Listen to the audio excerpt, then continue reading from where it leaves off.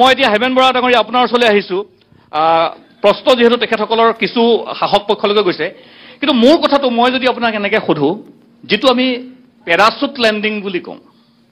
আজি শাসক পক্ষই অভিযোগ মোৰ প্ৰশ্নকেইটা শাসক পক্ষৰ অভিযোগৰ লগত সম্পৃক্ত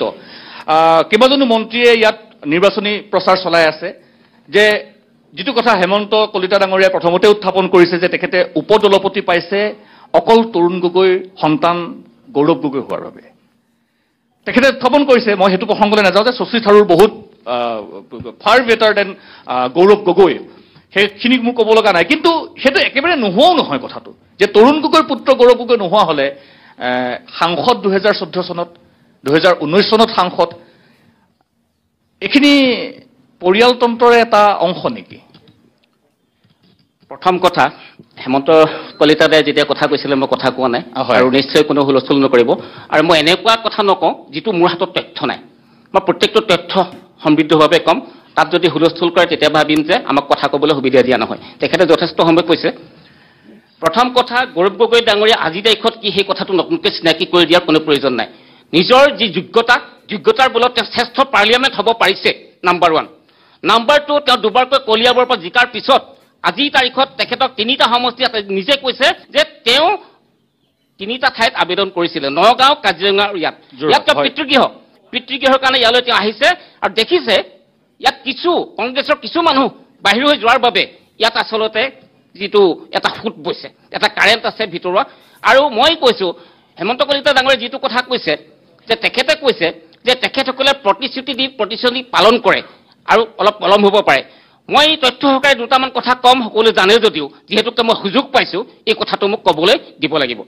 প্ৰথম কথা 2014 চনত যেতিয়া মোদী ডাঙৰীয়া যেতিয়া নিৰ্বাচনত নামিছিলে প্ৰথমবাৰ প্ৰধানমন্ত্ৰী হৈছিলে তেখেতে কৈছিলে যে 16 মে'ৰ পাছত বিদেশী তালি টোপোলা বান্ধিব লাগিব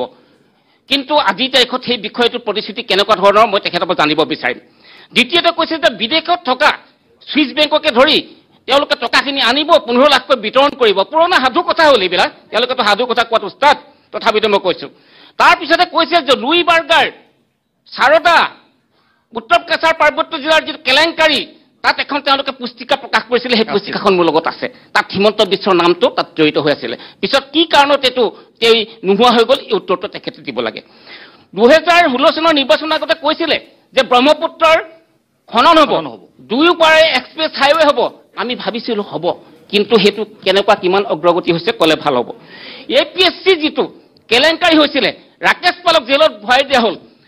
ন্যায়াধীশ বিপ্লৱ কুমাৰ শৰ্মাৰ তদন্ত প্ৰতিবেদন দাখিল কৰা হ'ল তাত তেখেতে 46 জন ব্যক্তিক দোষী আৰোপ কৰিলে তেখেতসকলৰ ওপৰত বিহিত ব্যৱস্থা ল'বলৈ ক'লে সেইটো মই কোৱা নাই এতিয়া আপুনি PDF ফাইল চালে পাব কিন্তু তাত মুহূৰ্ততে মুখ্যমন্ত্ৰী ডাঙৰীয়াই SIT গঠন কৰিলে আজি তাৰিখত টিভিত দেখিছোঁ হঠাতে বোলে APSC কাৰ্যালয়ত তেওঁলোকে কিবা তদন্ত কৰিছে আমি সদায় CBIকো আমি ন্যায়িক তদন্ত বিচাৰোঁ এজন উচ্চ ন্যায়ালয়ৰ যেতিয়া ন্যায়াধীশে প্ৰাক্তন ন্যায়াধীশে এটা তদন্ত প্ৰতিবেদন কৰিলে তাৰ কিন্তু কোনো প্ৰতিবেদন ৰাজহুৱা কৰিবলৈ বিচৰা নাছিলে কিন্তু আজি বিপ্লৱ কুমাৰ শৰ্মাৰ সেই তদন্ত প্ৰতিবেদন আজি পালন কৰা নহ'ল তেওঁলোকে ট্ৰাইবেল বেল্টত মাটি পট্টা দিম বুলি কৈছিলে মোৰ হাতত তথ্য আছে আজি তাৰিখত 11 লাখতকৈ অধিক নাগৰিকে তেওঁলোকে আচলতে মাটি পট্টা পোৱা নাই বসুন্ধৰাৰ অন্তৰ্ভুক্ত হোৱা নাই মাত্ৰ 3% তেওঁলোকে পাইছে ট্ৰাইবেল বেল্টত আৰু 2021 চনত হিমন্ত বিশ্ব শৰ্মাই কৈছিলে যে বছৰেকত তেওঁলোকে 1 লাখকৈ নিবনুৱাক তেওঁলোকে নিযুক্তি দিব আজি তাৰিখত মোৰ হাতত থকা তথ্য মতে তেওঁলোকে আচলতে 2 বছৰ তেওঁলোকে দিলে 84383টা পোষ্টত এপইণ্টমেণ্ট ভেকেণ্ট পোষ্ট নতুন ক্ৰিয়েটিভ পোষ্ট গতিকে মই বিচাৰিছোঁ যে এই কথাখিনি উত্তৰ দিব